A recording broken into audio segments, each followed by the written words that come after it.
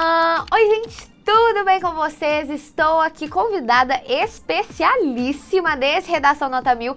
Pra quem não me conhece, meu nome é Débora Ladim, tenho um canal de videoaulas de história e de redação e assim, sou uma presença um tanto quanto frequente aqui no canal do Descomplica e hoje eu invadi essa série de vídeos porque, como vocês sabem, aqui nos vídeos de Redação Nota 1000 a gente analisa temas que podem cair no Enem, a gente analisa redações exemplares de alguns temas que têm a chance de cair lá no final do ano.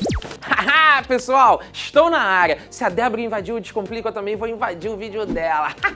A gente está aqui para fazer uma análise bem completinha da redação que uma aluna enviou para cá pra gente pro Descomplica. E uma observação importante, ela tirou 720, que é uma nota já muito boa, e hoje a gente vai analisar a redação dela e ver como que ela poderia ter chegado no 1000. Agora, antes de tudo, eu preciso te falar uma coisa. Se você ainda não é uma aluna, um aluno Descomplica, vem estudar com a gente, vem. Aqui no Descomplica, os alunos, os assinantes enviam redações para serem corrigidas. Isso mesmo, é sensacional quando você pratica e envia a redação para a plataforma e o Descomplica te devolve com todos os comentários que você precisa receber. Aqui embaixo nesse vídeo tem um link na descrição para você assinar a plataforma e saber como é que tudo funciona, tá? E lembrando que o tema da redação 2018 foi manipulação do comportamento do usuário pelo controle de dados da internet. Misericórdia, foi um tema muito complicado, um dos temas mais difíceis, arrisco dizer, da redação do Enem. Então vamos ler aqui essa redação pra gente ver como que ela poderia ter tirado uma nota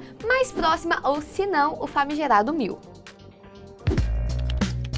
E aí, sempre que você vai fazer uma redação, você recebe, além da frase tema da proposta, você também tem os textos motivadores. Vamos dar uma olhada rapidinho nesses textos? Nessa leitura da coletânea, você percebeu que o Enem sempre te dá isso, né? Não despreza os textos da coletânea, por favor, tá? Eles fazem parte, inclusive, da análise global do tema do Enem. Agora que você já sabe a frase tema e já deu uma olhada nos textos da coletânea, vamos analisar finalmente a redação da nossa aluna. Então vamos começar pela introdução. Ela colocou assim: oriundos de uma sociedade capitalista que zela pela liberdade de escolha, a internet, no mundo globalizado, chega para manter essa questão ainda mais intensa. As informações correm mais facilmente, tendo assim um conhecimento de mundo mais vasto. Todavia, as empresas de mídia e entretenimento têm usado essa ferramenta para fins de interesse exclusivo das mesmas, impactando no estilo de vida e nas decisões de seus clientes e usuários. Pessoalmente, gostei bastante, só que eu achei a introdução um pouco densa, porque assim, é muito inteligente ela já começar a falar, problematizar a sociedade que a gente está envolvido, falar como que realmente, né, o compartilhamento de informações está cada vez mais rápido, é um mundo globalizado onde a informação é muito acessível, a informação é muito abundante, só que eu acho que faltou uma contextualização, porque assim, se vocês pensarem bem, né, a introdução é a porta de entrada para o seu texto. Então, na minha opinião, uma forma que ela poderia ter melhorado um pouquinho a introdução é deixado ela um pouquinho mais didática, né, explica um pouco melhor do que está acontecendo. Uma coisa que poderia ter sido trabalhado melhor é a problematização, porque é uma introdução que já aborda outra área do conhecimento, né? Já faz uma questão de geopolítica aí, mas é bem denso. Então, isso às vezes teria sido melhor na argumentação, mas eu gostei, achei inteligentíssima. Já julgo que é uma pessoa inteligente que escreveu essa redação, até por causa da nota, né? E aí vem o parágrafo de desenvolvimento. O primeiro argumento da aluna disse assim: em primeira instância, é importante destacar que quando conecta-se em alguma plataforma digital, informações pessoais básicas são solicitadas, sendo esta etapa a primeira filtração. Posteriormente, com o histórico de acessos e a reincidência de pesquisas, o perfil do indivíduo vai sendo traçado. Inúmeras empresas de streaming, como Netflix e Spotify, fazem uso desse mecanismo. O objetivo é fazer o cliente se sentir confortável dentro da plataforma, que oferece um vasto repertório, selecionando os conteúdos sutilmente para ele como recomendação. Isto cria a ilusão de plena escolha. Bom, pessoal, nessa hora é muito importante destacar um aspecto do parágrafo de desenvolvimento: a estrutura interna do parágrafo. A gente sempre dá aula, a gente sempre explica o seguinte: todo parágrafo de desenvolvimento precisa ter uma estrutura muito bem clara, definida. Você apresenta logo de cara o que a gente chama de tópico frasal.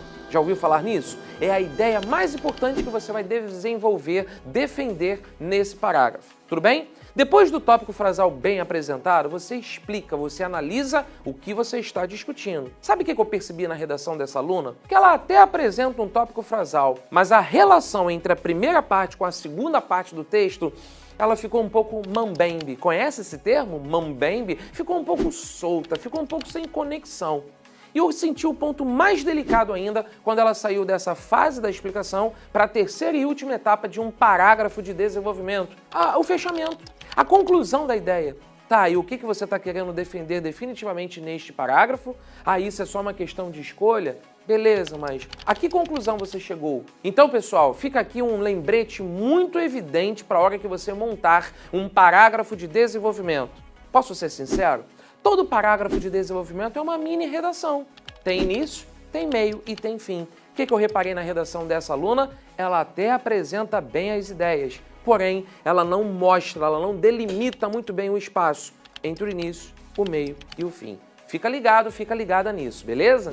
É notório também que a maneira como são passadas as notícias influenciam as decisões e comportamentos. Ao entrar em determinados sites, algoritmos de filtragem fazem seu trabalho. Havendo um grande acesso a determinado tipo de conteúdo, muito provavelmente matérias relacionadas ao conteúdo específico começarão a aparecer com mais frequência, levando a acreditar na relevância disso no mundo. Porém, muitas vezes isso serve para criar uma bolha social à nossa volta. Gente, primeiramente, muito inteligente, realmente é o que acontece, né? É isso que causou até uma reflexão em mim que eu não tinha tido, né? Muitas vezes, quando aparecem muitas notícias sobre determinado assunto, parece que aquele assunto é muito relevante, quando às vezes pode ser que não seja tão relevante quanto outras coisas, né? É realmente a bolha social, igual ela falou. Muito legal. Só que assim, primeira coisa, já percebi que um dos motivos que diminuiu a nota dela foi coesão textual. Irmã, você come pontos e vírgulas. Vamos tomar cuidado com isso. Mas outra questão também que eu achei interessante é que acabou a argumentação, porque esse é o segundo parágrafo de argumentação. E ela não explicou quais são os problemas que isso causa, né? Ela mostrou pra gente, né, que tem essa mudança de comportamento por causa das notícias, que a gente entra numa bolha, que ela mostrou que as empresas fazem isso pra deixar a gente confortável dentro das plataformas, mas tá, qual que é a problemática disso, sabe? Eu acho que faltou muito isso pesa muito na argumentação. Faltou explicar pro leitor de que forma isso é um problema, né? Falou, os sites aqui estão usando os nossos dados e tal, estão de certa forma manipulando, mas tá, onde se situa o problema disso? Então eu acho que isso deveria ter sido explorado mais. Às vezes até mesmo misturar o primeiro e o segundo parágrafo de argumentação em um só, pra já explicar, não, as empresas fazem isso e também nos metem numa bolha social. As empresas pegam os nossos dados, fazem essa filtragem e aproveitam para passar notícias determinadas a só um ponto de vista que eles veem que a gente gosta, ou só de uma emissora, ou só de um canal que comunica essas coisas. Enfim, acho que poderia ter juntado o primeiro e o segundo parágrafo e feito um grande primeiro parágrafo, digamos assim, porque faltou explicar como que isso impacta negativamente, né? Se a gente parar um tempo pra pensar, realmente, nossa, manipula, o que é negativo, só que ela não explicou exatamente como que isso é um impacto negativo, como que isso é um problema dentro da sociedade. Então, desde o primeiro parágrafo, né, na introdução, tá faltando desenvolver melhor essa problematização em cima do assunto. E, finalmente, no parágrafo de conclusão, nós temos a seguinte proposta de intervenção. A candidata disse assim: portanto, deve-se criar campanhas publicitárias e palestras geridas por órgãos governamentais para alertar aos usuários sobre a existência desses mecanismos de filtragem de conteúdos, para que eles possam se atentar ao conteúdo que consomem, não entrar em bolhas sociais e se alienarem e não comprar a falsa sensação de livre escolhas das grandes corporações. Muito cuidado com um grande equívoco que a candidata cometeu. Ela se empolgou, apertou a primeira marcha do carro e foi direto. Sabe o que ela acabou construindo? Um parágrafo de período único. Sabe o que é período, né? Começa numa letra maiúscula e vai até um ponto final. E ela foi direto. Vale lembrar que a conclusão, ela também tem 3 etapas importantes. Primeiro, a conclusão precisa confirmar, ratificar a tese. Não ficou claro isso. Logo de cara, ela já começa o parágrafo com a famosa expressão pé na porta. Ela já vai com sede ao pote. Qual é a tese que você está confirmando nessa conclusão? Segunda coisa, aí vem sim a proposta de intervenção. Pessoal, a proposta de intervenção precisa apresentar alguns elementos, tá? O que vai ser feito? Quem vai fazer? Como isso vai ser feito? Qual o objetivo? Para que essa ação está sendo implementada? Não ficou muito nítido isso por parte da candidata. O negócio ficou um pouco desorganizado, ficou um pouco jogado. E para fechar, terceira e última função que uma conclusão tem que ter. Pare e preste atenção nisso. Ouve isso agora com atenção. Você concorda comigo que a examinadora ou examinador vão te dar a nota justamente neste momento em que você acaba o texto? Invista o máximo de esforço nesse final da redação, para você justamente aumentar o nível de interesse do corretor, da corretora. Pois é, faltou isso. A redação termina de qualquer jeito. Você tá falando sério? Ih, rapaz. Não faça isso na redação do Enem. Invista toda a sua energia nessa parte final, para justamente o examinador e a examinadora olharem para a redação e falarem: caramba, essa candidata, esse candidato mandam muito bem. Entendeu? Essa que é a ideia. Se você parar agora para começar a organizar mais a sua redação antes de escrever, eu tenho certeza que o sucesso vai ser muito maior. Posso te dar uma frase e você anota aí com todo carinho e pensa bastante nela? A frase diz assim: não se deve começar uma redação antes de saber como eu pretendo terminá-la. Faz sentido. Redação é um projeto.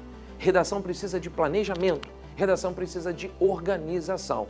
Esse vídeo eu tenho certeza que vai te ajudar muito a chegar à redação nota 1000. Conta com o Descomplica nisso, porque a gente está aqui para te ajudar a chegar a essa nota tão desejada. Falou? Então, pessoal, eu espero que vocês tenham entendido como que poucas coisas fazem a diferença, sabe? Detalhes que poderiam ter aumentado a nota dessa redação e que com certeza vão aumentar ainda mais a nota dessa aluna que eu espero, né, que vai fazer o Enem esse ano de novo.